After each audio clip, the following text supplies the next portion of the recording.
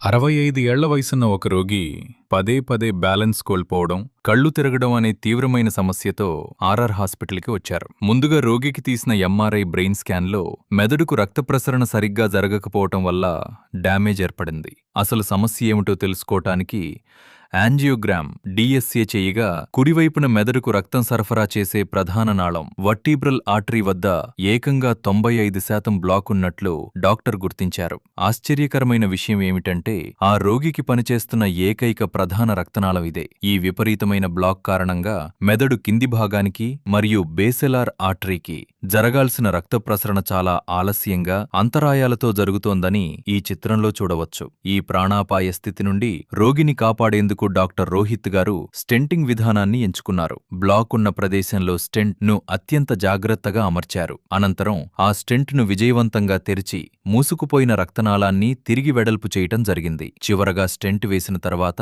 మెదడుకు రక్త ప్రసరణ ఎలాంటి ఆటంకం లేకుండా అద్భుతంగా జరిగింది. రోగి పూర్తిగా కోలుకున్నారు. మెదడు మరియు పక్షవాతం వంటి అత్యవసర సమస్యలకు అత్యుత్తమ వైద్యం కోసం బ్రెయిన్ స్ట్రోక్ స్పెషలిస్ట్ మరియు న్యూరాలజిస్ట్ డాక్టర్ రోహిత్ బీజీ గారిని సంప్రదించండి.